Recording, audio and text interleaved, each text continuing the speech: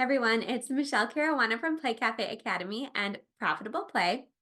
And I just want to take a quick second and thank you for the feedback that you have been giving me on my YouTube videos. I've been reading all your comments, I've been reading all of your Instagram DMs, and I'm really excited for this video today because something that I've been hearing in all of your feedback is that something that I do on my YouTube channel and on my podcast is I'm really good about covering every single nook and cranny of your business between my free content and my paid courses.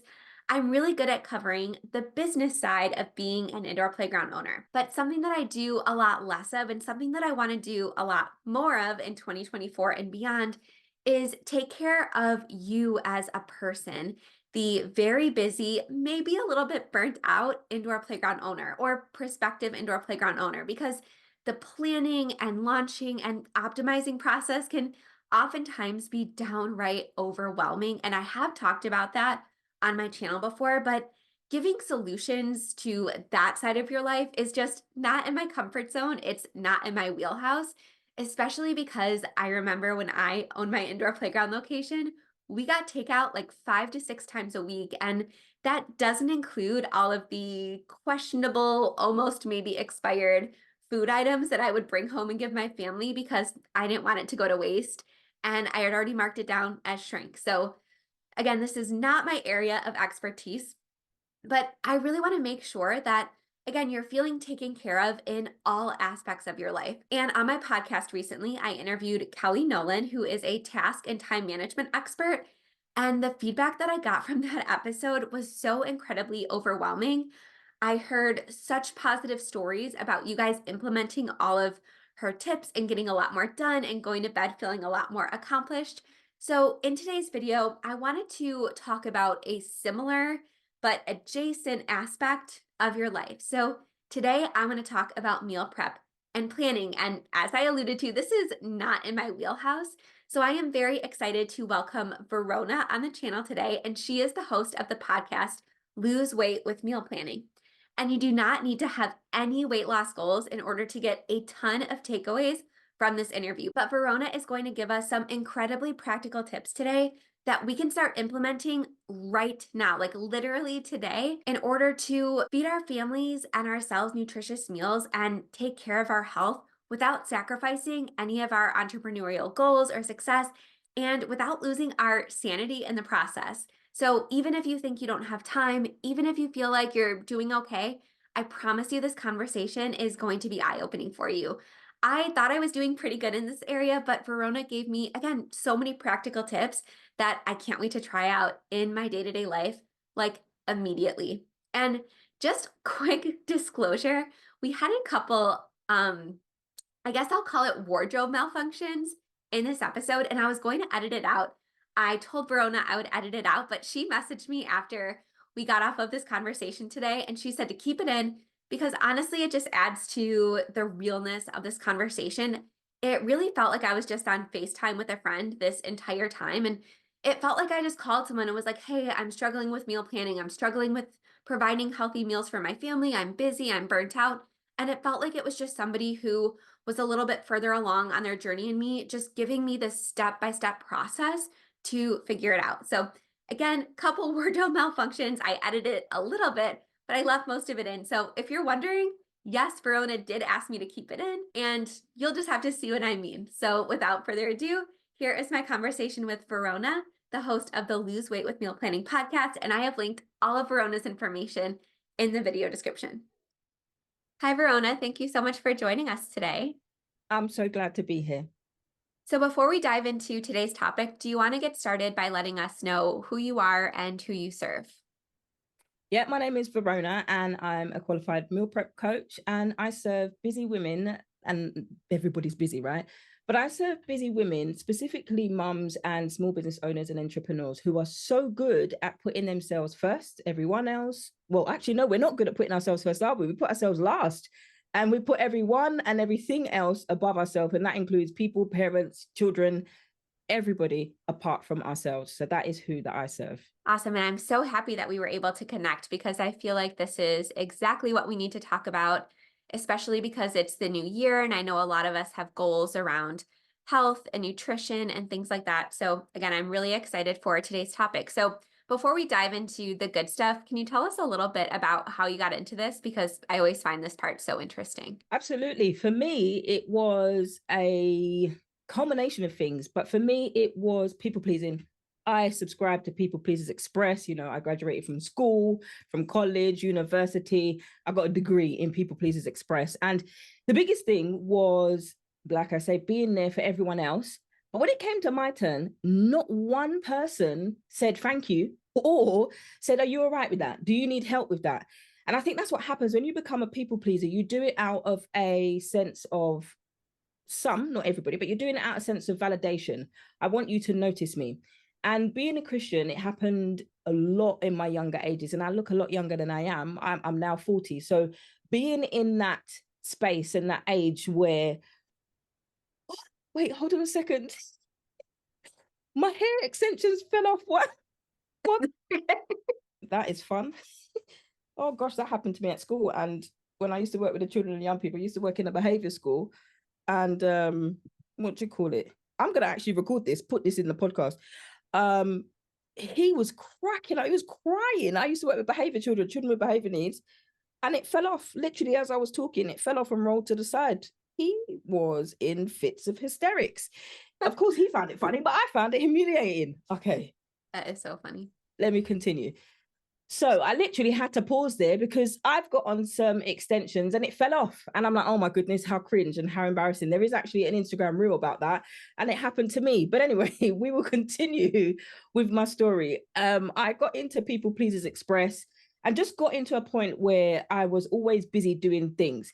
And as a Christian, it was like seen as, oh, I'm busy doing the Lord's work. So people who were last minute, meaning they did rotas last minute, they schedule things last minute, and they forgot to add a key part to the team.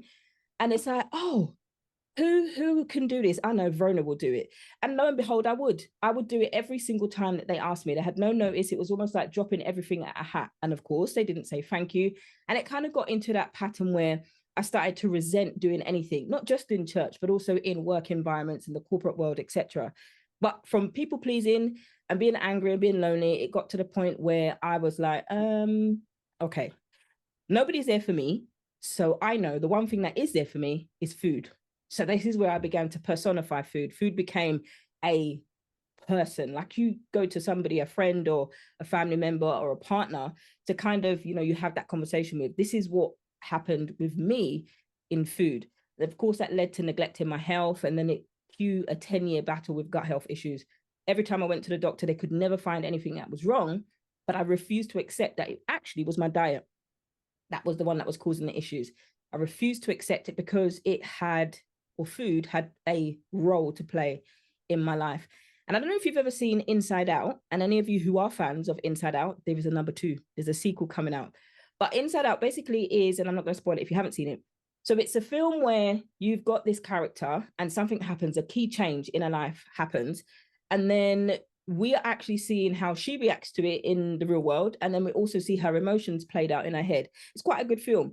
But when it comes to food and our relationship, one of the things that I did was go to food when I was angry, lonely, sad, happy, all of those things. And that's basically what Inside Out is doing. It shows you your connection about food and your emotions, etc. And that's what mine was tied up in. So when our brains send us a neurological pathway where our brain says, right, you're feeling angry. The last time that we felt angry, this is what we had. We went to DoorDash, or for us over here, it's Deliveroo or Just Eat.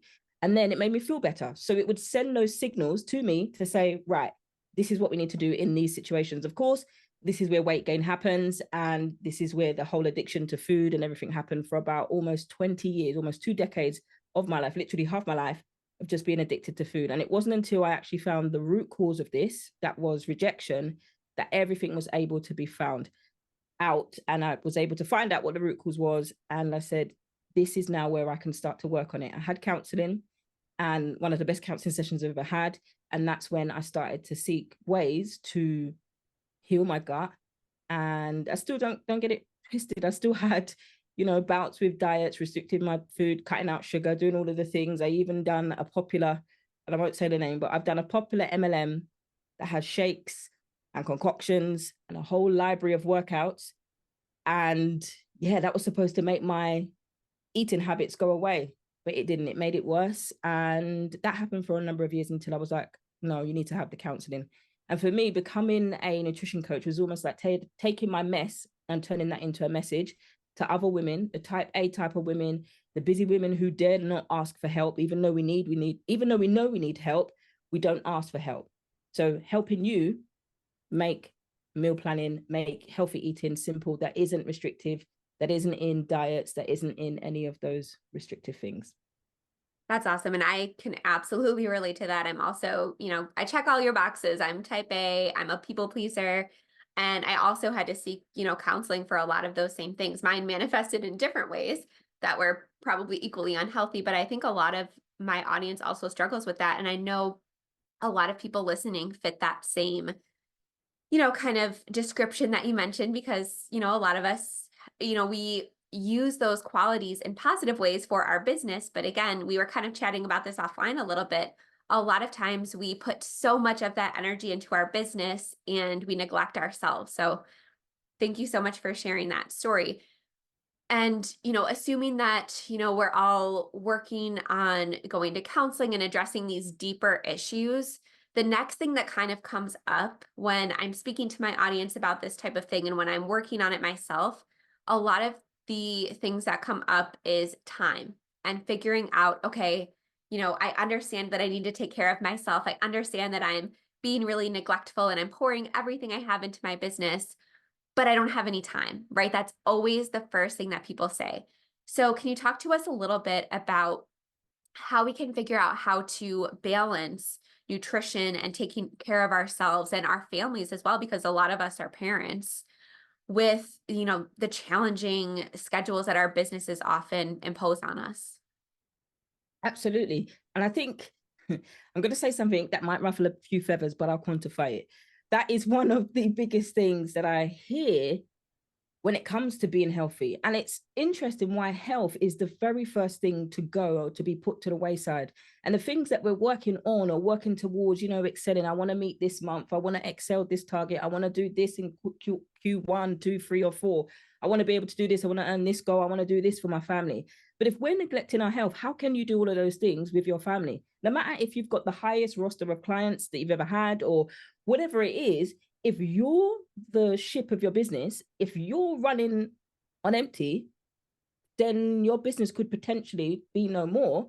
And the clients that you do have that you're working hard for, they will be grateful for a period. And then it's like, well, when am I going to get the service that I've paid for? Or I want a refund. And you've never seen your clients turn this angry as quickly as they can. And I think it is about getting to a point where, and I haven't said the phrase, but it's getting to a point where learning to love yourself as much as you love your clients, as much as you love your job, as much as you love your business, and as much as you love the others that you care for. That's hard to do. If it's not something that you're used to doing, it's foreign. It's a foreign concept to you. It's like, oh, okay, that sounds nice. It sounds a little bit woo-woo, but give me tips. Give me, what do I need? But that is what you need. And that's why I went to counseling, because I was trying everything else. I was trying diets. I was trying all of these things, but it wasn't working. So the root cause was I was turning to food because of rejection and feeling rejected by people who were supposed to love me. They didn't. And that was the crux of it. So we tend to deal with the external and it pacifies it for a while. It works for a while until it doesn't. Then it's actually getting to the point of, why do you spend so much time watching Netflix, for example? Why do you, Chicago's Fire PD has come back out and it's amazing. I love it. I absolutely love it. So, I mean, I will watch all 3 of them, but at least I will put that into my diary that I'm going to have this time and do that. Now, the saying that we don't like is we all have the same 24 hours in a day. However, we don't all have the same responsibilities or priorities as everybody else. That's a given. So I can't say to you, yeah, don't worry about that. Just, go and spend time and do this. I can't tell you that. But I can say, if I was to give you another 5 hours, because you're telling me that, you know what, I don't have enough time, I just need more time. And I had a magic wand and I said, okay, Michelle, I could give you 5 hours a day. Oh, yes, I'd love that. All right, I'll give you 5 hours extra. It's likely, if you're not managing your time effectively, those 5 hours are going to be spent just like the rest of the hours that you do in the day. So it's how can you manage that? And that's firstly looking at what you do have the time with.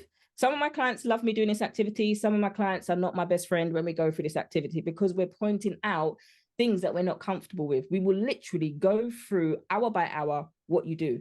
Yeah, well, I check my emails at about 7, 8, 9, 10, 11, 12. It's lots of these things, but practically it's about making time. You have to look at the things that you're doing and making time for the things that you need to be doing, wherever that is. It could be 20 minutes to make a meal.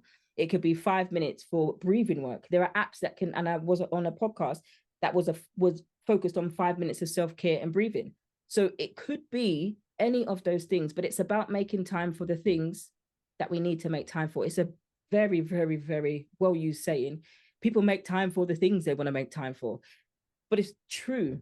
How you do it practically differs according to what things that you have in your life, obviously. And that might mean you might need to delegate a few more things. Do you really have to take on every single thing when you've got appraisals that you need to do? Do you need to do that? Or can you release that to another member of staff who's competent?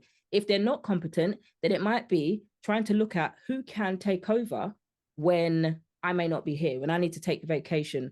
And if you're taking your work with you on vacation, then this is probably a sign that you're not managing time effectively. Not all of us do, but sitting down with a blank sheet of paper, print out your Outlook calendar if you need to, and then go hour by hour and then see what you do. Minute it, hour by hour, be honest, and then you'll be able to see where you spend the most time. And then you calculate how much time you want to spend on it, how much time you can realistically spend on it, and how much time can be taken from that activity into something else.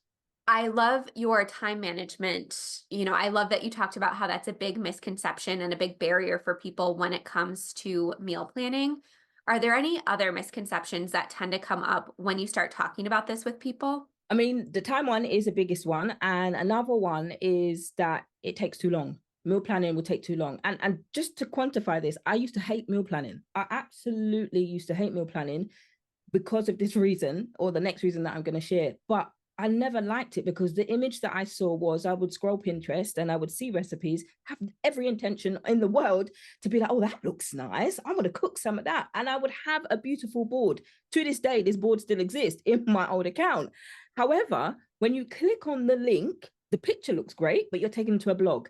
Most of the bloggers are affiliates, which is great. And they get a little commission if you buy something and whatever else. But then, unfortunately, it isn't the link for the thing that they do. They've got like a million of these annoying pop-up ads. So you're seeing half of these things come up and it just buries your recipe. And you're like, no, no, no, no. And you try and do another one and then that same thing happens. And then you come out of Pinterest and before you know it, it's just easier to get convenience from the freezer, put it in the oven, or hello, DoorDash, can I have?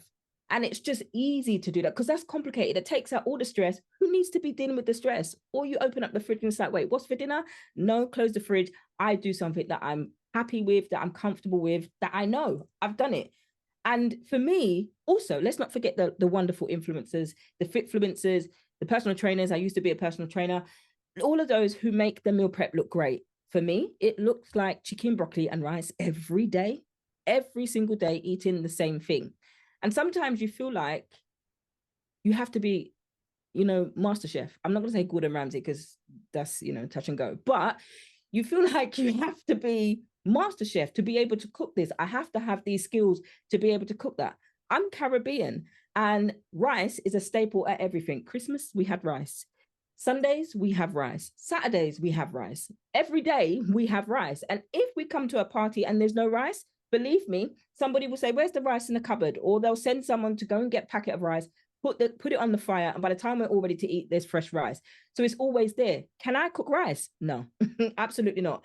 My family know that I can't do it. But I tell you what, I can make packet rice just like I cooked it out of the pot because that's easy. You get a packet rice, you can use banza rice, you can use wild jasmine rice, you can use coconut rice, tear a little hole in it, a 1/4 inch hole at the top, squeeze it, put that in the microwave, and for 2 minutes or 2.5 minutes, and that's it. And then you put it in the pot or wherever you got to have it.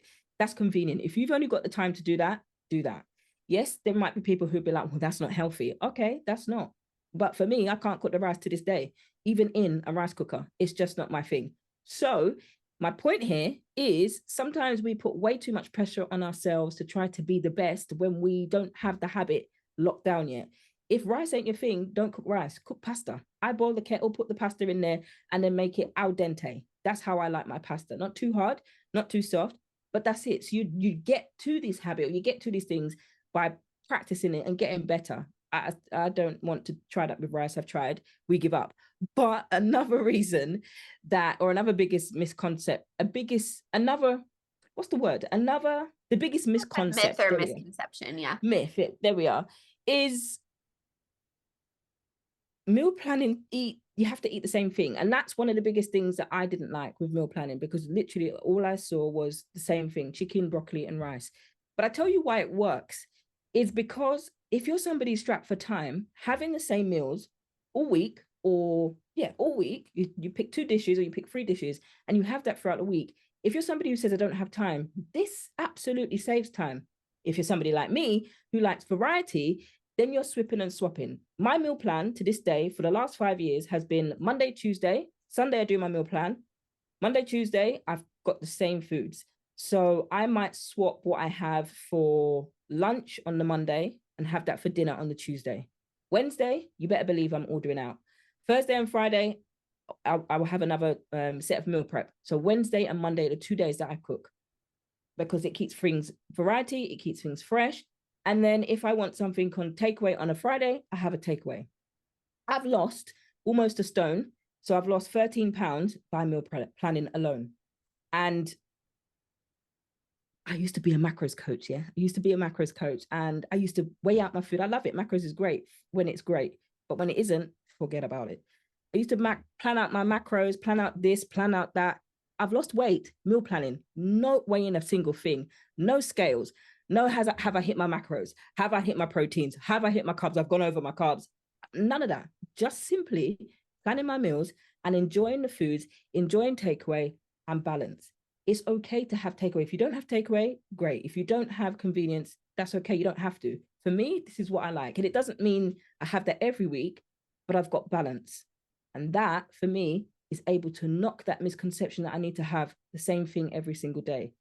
But believe me, I went and had the same thing because it's easy. If I'm in a season of life where I need to save time, I'm busy, then I'll have that. So there's a time and a place to have the same things. And it works all basic. It basically works according to your schedule and what you've got. You decide what's going on for you, your family, not the other way around like diets tell us to do. Yeah, and that's really interesting that you say that because, after we talk about having no time as business owners, a lot of us talk about decision fatigue. I know for me, that really comes into play when I'm meal planning.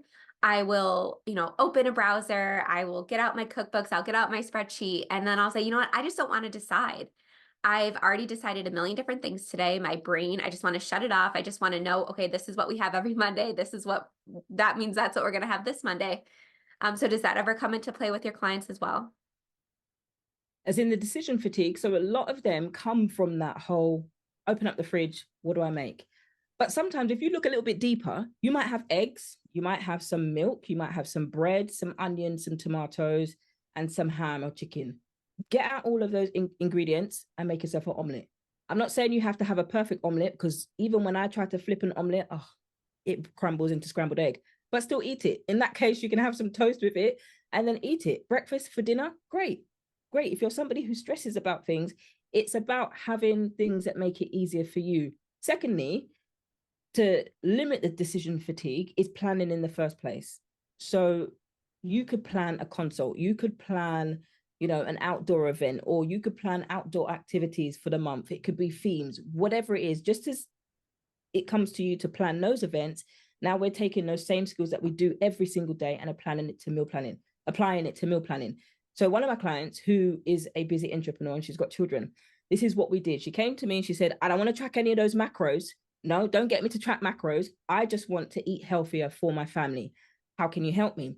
So we kind of talked a little bit about what her goals were, what does she want to achieve, and all of those things. She absolutely told me her children don't eat vegetables at all, and they rely on oven food and takeaway. She had other things that she wanted to work on, and we worked on those things. But the main thing was, so they all ate healthy together as a family. So it was through the time that we worked together taking that step by step. So where are you at now? Where do you want to be? You know how as business owners, we do the SMART, specific, measurable, achievable, realistic. So we took her goal and we worked backwards from there. Because if we're trying to work towards, I want to eat healthy for my family, and we're not doing that, it's too overwhelming. Trying to get from the bottom of the mountain all the way to the top, it's like, no, I can't do that. And once we worked in this approach, it was much better for her to handle that than trying to be like, oh, I'm not doing this, I'm not eating that. And you just get stuck and focused on what you're not doing instead of what you can be doing. So, for example, her children didn't eat anything green, any type of foods.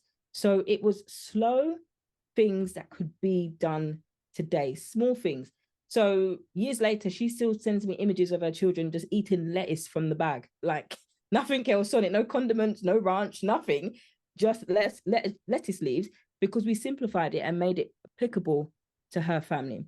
So it can be done, but it's about, I guess I'm saying it can be done, but it's just applying it and breaking it down to smaller steps that you can actually do. Do you want me to go in a little bit deeper into that one?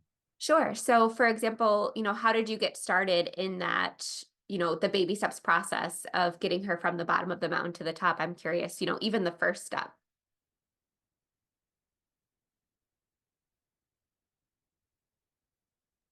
So how we did that is, one of the things that she would say is she wouldn't eat breakfast. So by the time she goes to work, and people want, because she's quite senior at work, people want her attention. She's still got her coat on. People are like, can I, that email that I sent you, did you get this and did you get that?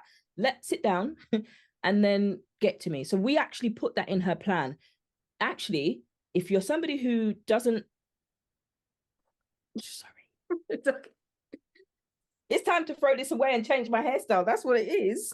Oh, that is fun. I think this is the best, actually, the best interview that I've had, because I can just be myself, take it off and just, put it back on and carry on like nothing happened. So what we did, we actually started off with the fact that she didn't eat breakfast. And people, as soon as she got into the office, people were jumping on her, asking her, have you got my email? Have you checked my email? She's still got her jacket on and she hasn't had time to sit down. But she knows by 11 a.m. she's biscuits, she's coffee, she's tea, she's cake, she's all of these sugary things, because she's now getting that sugar crash because she has no energy. She hasn't got any breakfast. The kids are already rushing, all of that stuff. So that's where we started. We started with breakfast. And the way I work is very much in partnership, rather than just me telling you to be, okay, for breakfast, you can have this, for lunch, you can have this. That's boring. So we're working together with you so I'm working together with you as to how you can plan that. So for example, what we did was started with the breakfast. Before anybody asks you any questions, you get in and you say, good morning, just give me about 15 minutes and I'll be with you. So people are not jumping. You have that at home. If you've got children, mummy, you don't need adult children at work too. You don't need all of that. You set the boundaries and say, I'll be with you in about X time, but make sure you get back to them in X time. It might take a while for them to get that, but she was either able to eat her breakfast at her desk or go into the kitchen or the staff room and eat her breakfast there. Even if it was like a pot of oats, she'd eat it. Then she'd say, okay, Sally, what was it that you wanted me to talk about? Once she's done. So that 15-minute time, we absolutely slotted that into her meal plan. And then she was able to work on that. And that was just breakfast. Over the period of time that we worked together, which was 8 weeks, from the beginning to the end, we were able to plan an easy breakfast that she could do both on the weekend and also in the week, that she put in input for, not me. And that was the biggest change for her and her family. It was about meals that she enjoyed rather than other meals, and teaching her how to package them and make them so it's just easy. Her husband did all the cooking while she was at work, and then when she came home, then they took over. So it was about creating structures around those things and the needs that their family had, so that all she needed to do was just, we decide what you want, we put it into action. And over the 8 weeks, that's what we did. That's awesome. Can you share just one quick example about how you worked with the kids as well? Because, I know a lot of us listening, we feed our kids takeout all the time or drive-through foods or things like that. How can we start, again, with really baby steps, introducing just a little bit of healthier foods into the equation without feeling that resistance from our kids? Do you have an example to share around that? This is something that I'm actually going to put together. I don't want to talk about it too much, but this is something that I will create, because even working with children and young people, one of the things that I used to do was find it so fascinating that children didn't know how to cook. And there were times where I used to work with children who were incarcerated. So we taught them life skills. So, basic care for yourself, and cooking was one of those things. So with those particular older children who could eat like, eat you out of house and home, those particular children, it was teaching them to have healthy things. So in where I used to work, we had a chef that would cook these things, and it was focused on health, focused on proteins, carbohydrates, fats, and foods that were cultured as well. So it's also about giving your child variety. But with those children and young people, it's teaching them how to literally, how do you plate food? How do you have the right portions? How do you make sure that you've got a balance of food instead of, no, I don't like it? And even as adults, sometimes we can be like that. But it's trying things, trying different foods, trying different textures, trying different seasonings. For the love of all things meal planning, season up your food. If you need to put ranch on your vegetables when you first start, put ranch seasoning on your vegetables. And I tell you this because if your child eats that, you've got your child to eat vegetables. You can slowly reduce the amount of ranch you're putting it to the point that they eat it without eating the ranch and the vegetables. If your child has gone from, I don't want vegetables, to eating it with ranch, you need to celebrate that. I've got a friend, I don't like broccoli because I had a traumatic experience with broccoli, but her daughter's 4. She will eat broccoli like she's eating peanut butter Reese's butternut cups. She would just eat it like it's cookies. And I sit there when we go out for dinner. I'm like, how can you eat broccoli like that? They're like, she loves it. She absolutely loves it. If that's your child, give them as much broccoli as they want. Carrots, give them as much carrots as they want. If it's one vegetable for now, great. If it's 0 vegetables, like my client, then it's about implementing things slowly. If you don't like it, then don't feed your children it. I remember when I was growing up and I was forced to eat vegetables. Eat your vegetables. And I tried to hide it under rice. I tried to hide it under bread. And then that was the bit they knew, parents, how we can see right at the corner of our peripheral vision. You can see all of that. But for me, it was horrible. The broccoli was brown. It's no longer green. It was brown. It's soggy. The carrots are soggy. And the adults don't even eat it. So if you're not eating the foods that you're making and you don't like it, then children are mini us, mini versions of us. So they're not going to like it either. Salt, pepper. If you're somebody who likes garlic butter, asparagus, you can put some reduced fat or reduced salt butter in there, and actually fresh chopped garlic. We have a little jar of garlic that's chopped in small pieces. It's actually called lazy garlic. Great. Instead of you chopping the garlic yourself, you put that in with maybe about 2 tablespoons of the butter, and then you're putting that over the vegetables. It doesn't have to be asparagus, but that's garlic butter, asparagus, and vegetables with some lamb and some potatoes or plant-based meat. That is a meal that is easy to eat, that's seasoned well, that tastes good. And then as a family, if you can, or when you can enjoy that with your children and your family. But my point here in all of that big sermon was that I'm saying is start small. If you're not enjoying these vegetables the way that you're cooking them, just explore some seasonings, some salt, some garlic, some pepper, ranch if you need to. If they eat it like that, great. You celebrate that the fact that they've eaten it. Also, something else that you could do is themed nights. Say, for example, everybody loves taco night. So if you've got a breakfast bar, well, not everybody, but if you've got a breakfast bar, there could be breakfast burritos, they could be tacos, depending on the age of your children, but you could take them out shopping with you, depending that they don't, embarrass you whilst they're out in public and, sliding all around the aisles. But you could take them out with you and just say, there's a prize for somebody who can get the most red vegetables, and you can name them. If they don't name them, this is something for them to learn. But we're going to cook foods, or another one, you can cook foods only with red ingredients, tomatoes, strawberries, peppers. You can do all of that. If you're making it fun, involving them in the process, this is where they are likely over time to have a say and feel like they've got buy-in to the foods that they're eating, rather than feeling forced to eat the foods that they don't like. And that's what I did with my clients who busy, and the example that I gave. It's about including them in the process and seeing what they like. And at that point, they were eating no vegetables. So I made it a point to help her to season different things, different herbs, different spices, different vegetables in. No more, you didn't need to hide them. And the fact that they go into the bag, eat just the plain salad leaves and show me pictures of it, that is testament to when you buy them and they've got buy-in, not blackmail. Buy-in is in, I contributed to this. Oh, this is something that I did. I want to eat it. That that makes a whole heap of difference from teenagers, and these teenagers were incarcerated. So from teenagers, if they can do it, then the younger children can also do it. It's not easy, but over time it works. Yeah, that's something that I've never tried. I'm so glad that you brought that up. That's what I love about doing these interviews is because I always walk away with some things that I can try in my own life. So thank you so much for that. I love that technique. So we talked a little bit about, some time saving hacks, I guess you would say, to make this a little bit easier, especially because we're business owners, we're parents, most of us have very young children. So I wrote down the lazy garlic, the steamable rice. Do you have any other kitchen tools that we want to consider having on hand, or any other meal planning techniques that you want to share, especially for those of us who are feeling that time crunch, even after we've, expanded our mindset a bit and documented our time, if we're really just needing those, shortcuts that you mentioned? If you don't have an air fryer, get yourself an air fryer. There could be ones that you get for $25. There could be ones at the Ninja air fryers, which are the fancy ones, which is what I've got. And one of the things that I want to do is actually cook family friendly meals in the air fryers. So it's easy for you to do. And whether these are podcast episodes, these are guides, whatever it is, it's about what can you do. So I've got an air fryer, which is, and I'm not saying you have to go and buy this, but if you don't have this, you can use a sheet pan. So I've got an air fryer. You can put a rotisserie chicken in there. You can even buy the chicken, the rotisserie, and just put it in there, put on the additional seasonings and put it in there.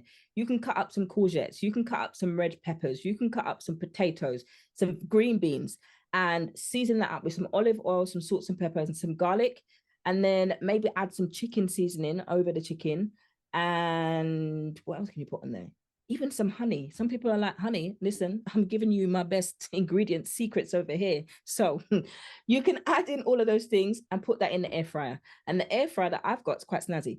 But some air fryers actually have a setting on it so you can have it in like an oven. This is what my air fryer does. So you can cook zone 1, zone 2, or mega zone, which basically means you've now got a mini oven. And it's a lot cost effective because these energy prices and these grocery prices are wild right now. But it's cost effective to have a air fryer. If you don't have an air fryer, you get yourself a sheet pan. Any old sheet pan will do. Some baking tray, and use the same ingredients and put that in the oven. So you're cooking once and you're eating twice. This is fantastic for batch cooking. You don't have to have it the next day because you don't always have to do that.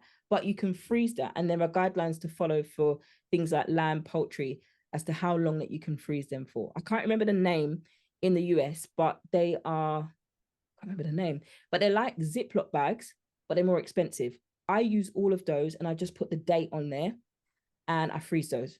So it says freezer organization, freezer space. When you can't find what you're looking for tucked at the back of the freezer, that's organized, super simple, right there with you. What else did you ask me?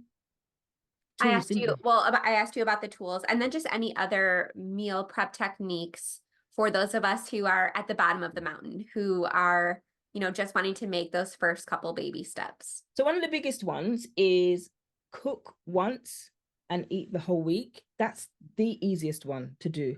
But I understand that it might be boring. So you might want to reduce the amount of days that you do that for.